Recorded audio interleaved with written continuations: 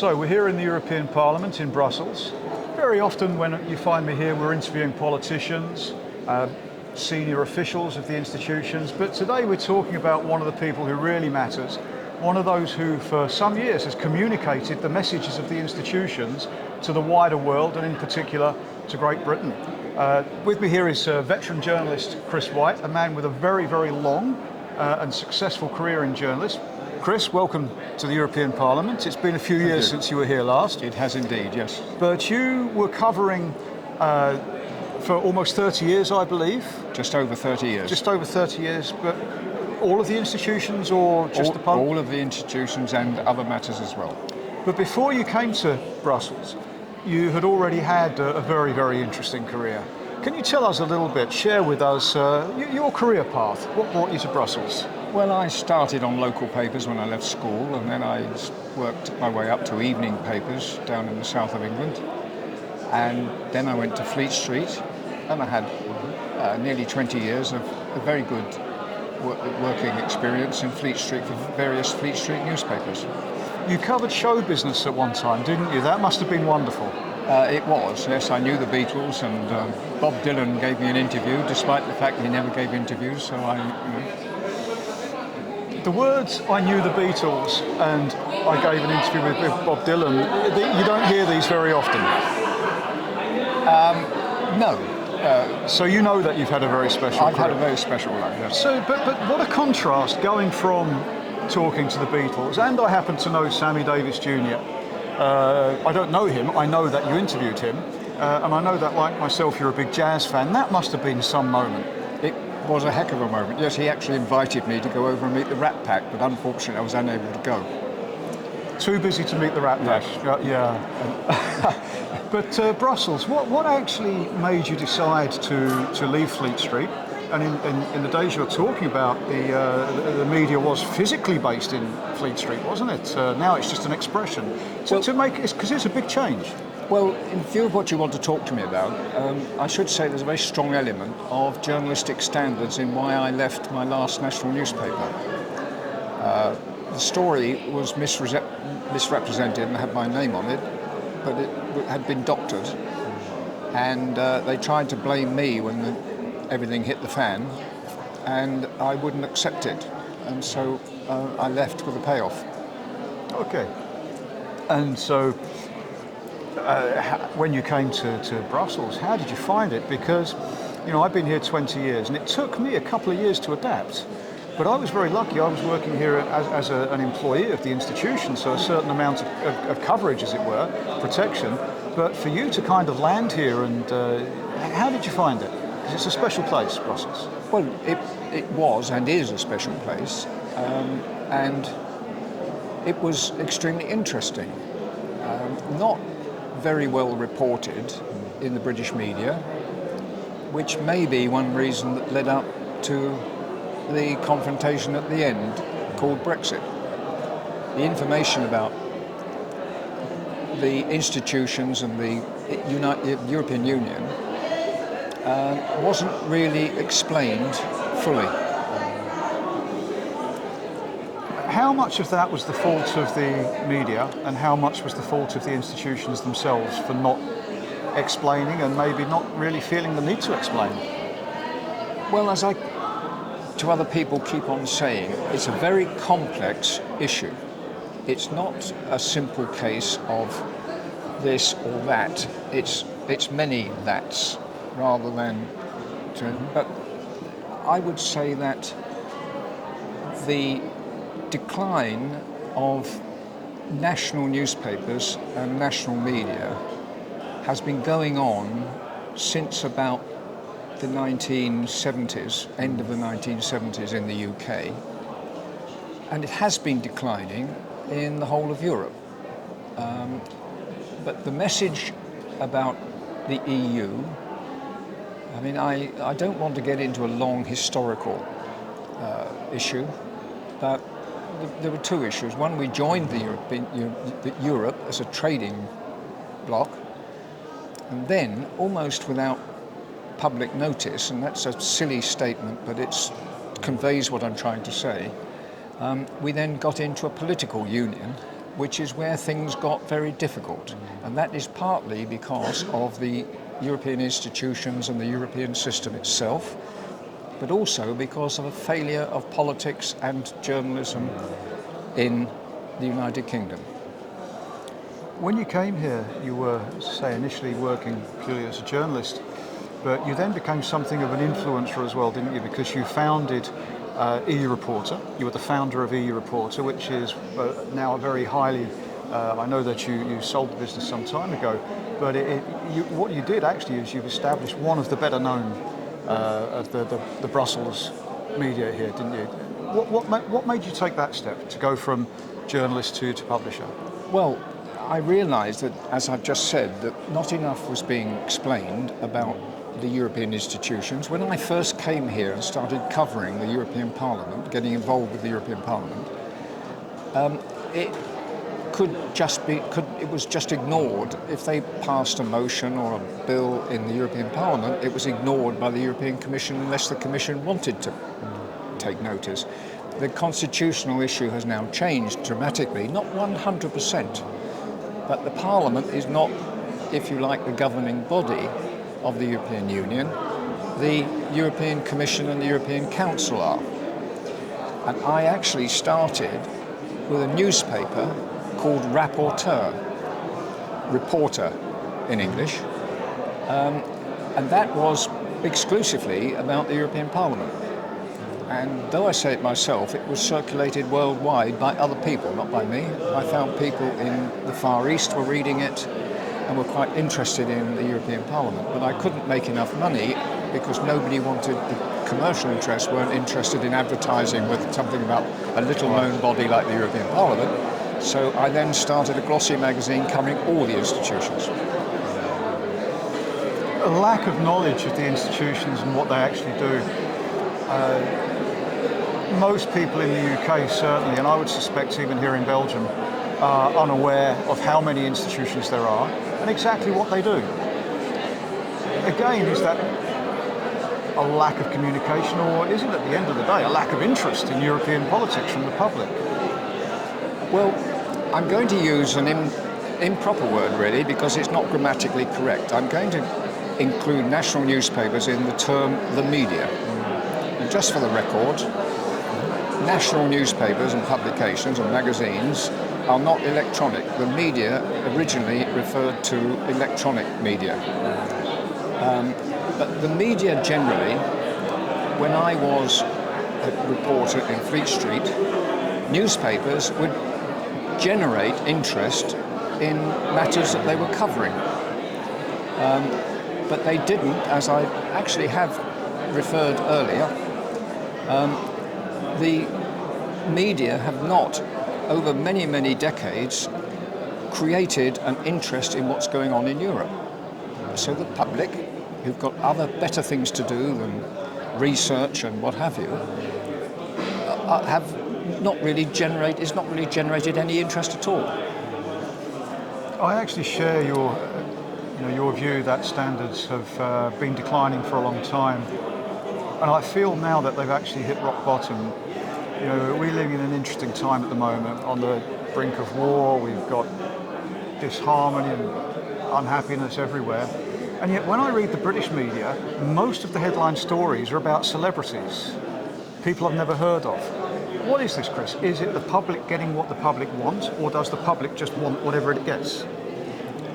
Again, it's a very complicated response that I have to give you. It's not very simple. The fact is, basic journalistic standards that existed when I entered journalism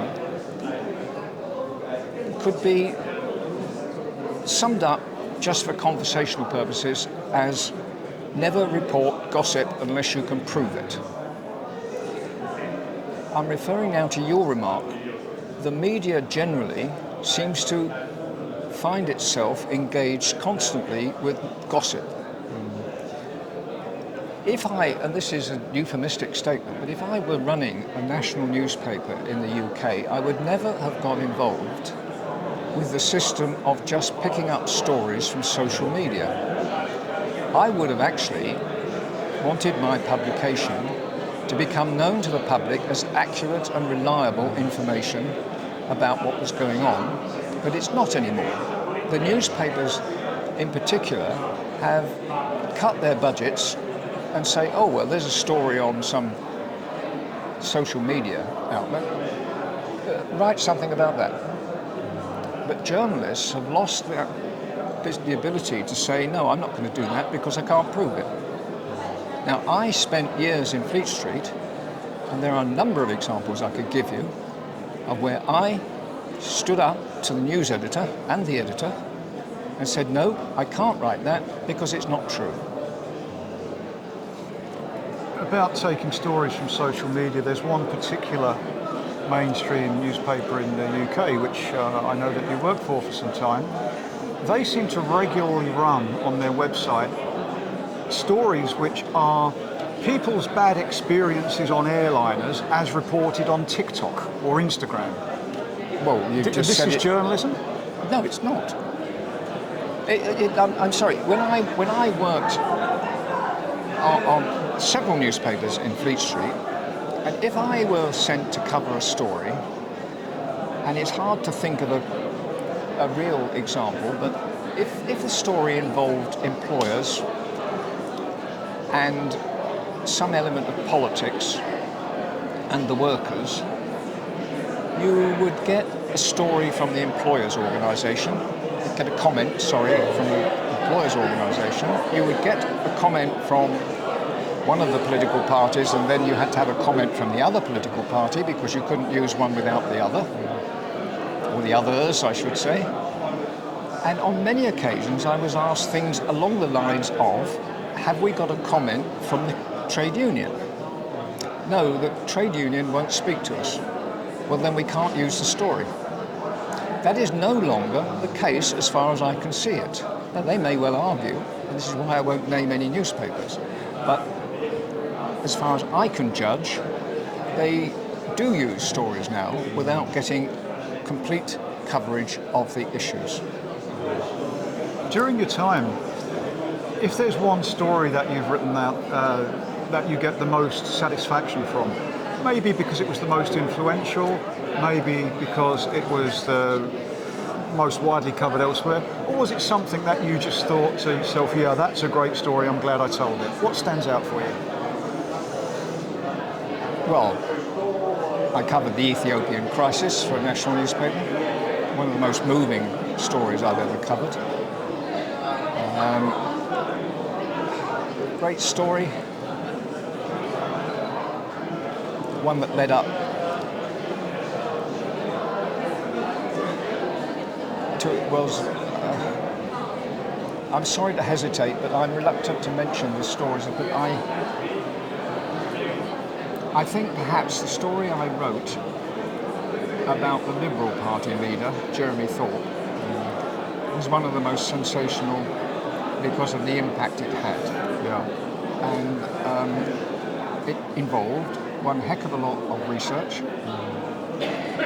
And I was very fond of the paper I worked for, and I liked the editor of the paper I was working for at the time. But I did kick up because they used copy that I'd sent as a memo, and they published it in the newspaper. That was not my intention. It was done, and I believe got me thinking about journalistic standards. Because it suited them, they used it. And I actually was saying, I went into the head office and said, I'm just waiting to hear from the lawyers. But we didn't. So I remember I was obviously a lot younger in those days, as we all were, but the Jeremy Thorpe story, I thought that would never go away. Well, everybody was on it, and I think my only, if you like, success was, I think I was one of the first to really put it all together. I spent 3 weeks talking to just about everybody and wrote a 28-page memo and said, this is the story. They should have come back to me and asked me to write it as copy, which, for the benefit of viewers who don't know, is the actual proper story to be published. Yeah. Do you think the story would be the same if it broke today? Because a big aspect of Jeremy Thorpe's downfall was actually his homosexuality. That's not an issue now, though, is it? So would the story have been a big, okay, the contract killing, that's always going to be an issue, or was it an attempted hit job? But a lot of it just revolved around the fact that he was gay. That's not a story now, is it? Well, in a sense it wasn't then. I mean, I'm casting my mind back a long way, but we didn't print gossip. So if somebody said so-and-so is, some politician is a homosexual in those days, then the answer would be one I gave you earlier. Can you prove it? Have you got at least two people who are prepared to be named and will give you in writing a statement that we could use in court to the effect that he's homosexual? If you couldn't, you wouldn't use it. Jimmy Savile was, as you probably remember, a major scandal for the BBC when all the facts came out. As a relatively young Fleet Street journalist in those days, I picked up information about Jimmy Savile on a story involving the BBC, and I had to go to the BBC and got talking to people. I went back to the office and said, there's a hell of a story breaking about Jimmy Savile. And I was told, yes, we know about that, but we can't actually prove it, so we can't use it. Now, today, they just simply print it. And gossip is undermining the standards of journalism that you asked me to come here to talk about. Now, you haven't asked me, so I'm going to put in my concern about the way things are going, and I come back to the point. It's a very wide issue. It's not just one standard, but the standard of journalism, the standard of the media is undermining democracy. And that's very, very evident.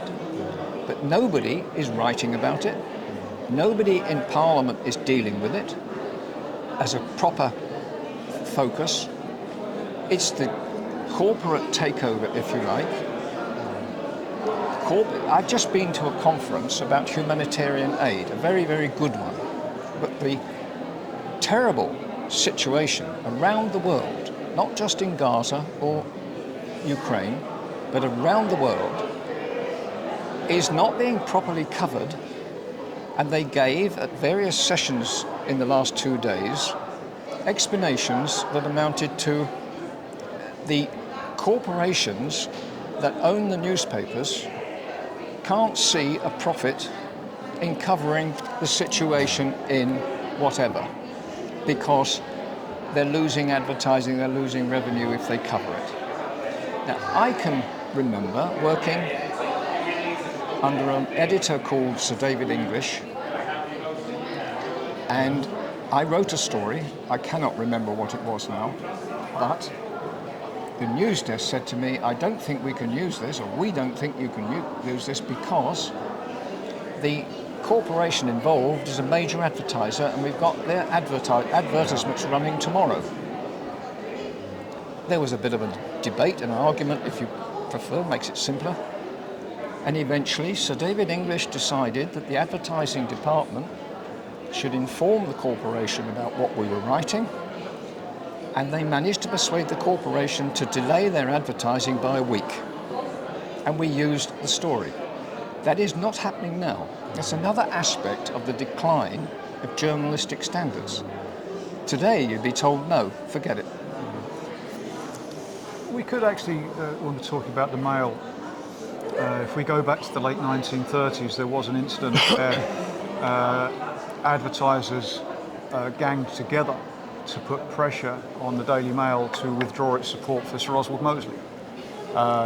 It's hard to imagine this now, but the Daily Mail was really the vocal point for it was the main voice for Mosley's black shirts. That infamous front page, hurrah for the black shirts, that was pressure from advertisers that actually took Mosley off the front pages. So I wouldn't say that it's necessarily a purely modern phenomena, but I would say that in the current context where maybe people, I hate to say this to people, with people watching this, but society is a bit dumbed down now, you know?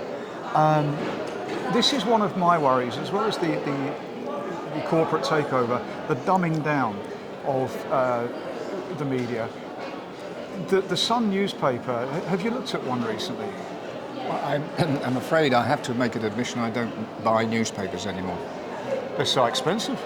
Well, not only that, I occasionally have bought one and found that all I am reading is what I saw on the TV or heard on the radio the day before. And that comes back to a question, and it might not be true, but I question whether editorial budgets under the new ownership situation are sufficient to do proper reporting anyway. But you just mentioned Sir Oswald Mosley. I have to point out, I may look pretty old, but that was way before my time. I think I hadn't been born then. But No. You see, you also reversed what I said. You said advertisers got the story taken down.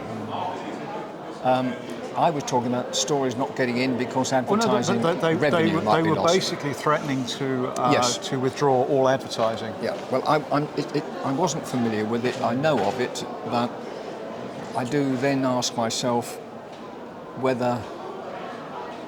Again, you've given a very good example of politics interfering with editorial standards. I don't think we were at war then, were we? When was it? No, this was before Before the war. So 35, 36. yes, so it was a political party that hadn't been banned. The banning of Oswald Mosley should have been a matter for Parliament, not advertisers. That's right. That's right. Absolutely. Well, maybe that was Parliament's fault for not acting. Well, it probably was, which means that Parliament's fault is at fault in many of these. I did actually say earlier on that there's a threat to democracy, and parliaments generally should be paying attention. Of all of the people that I've got two questions for you. First one, of all of those people who you have interviewed or met during your journalistic work, if you were to get a chance to go out to dinner tonight with one of those people, of all those incredible showbiz people that you met, who would you choose? One person. Sammy Davis Jr. I thought you'd say that. Second question. Anybody in the world who is alive today and you can interview them tomorrow, who are you going to choose? That is a very difficult question.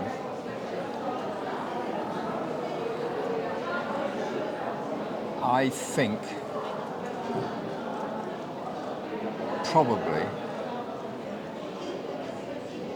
Putin. Okay. And I suspect I wouldn't come out of the interview with much hope of long life ahead. You wouldn't get many honest answers, I suspect. No, I accept that, but I would put, I hope, some pretty provocative questions in.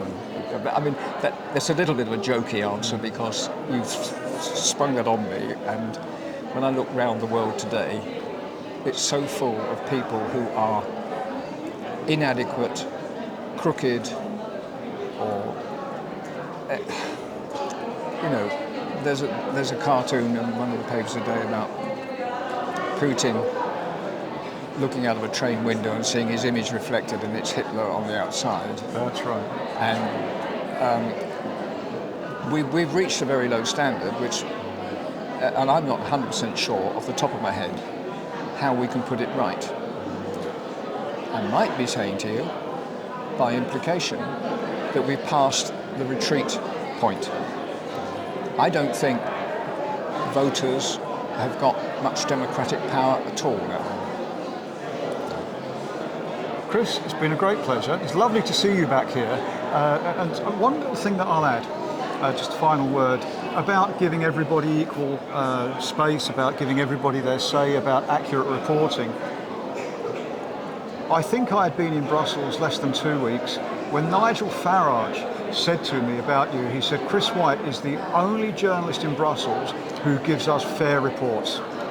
Well, that's what reporting should be about. Absolutely. And that's where I'm coming from. So Brexit's your fault. And Brexit. Chris, it's been a great pleasure. And great pleasure, sir. Thank you. Thank you very much. And we look forward to seeing you again here. Right. Let this not be the last visit. Okay, thank you. Did it go all right?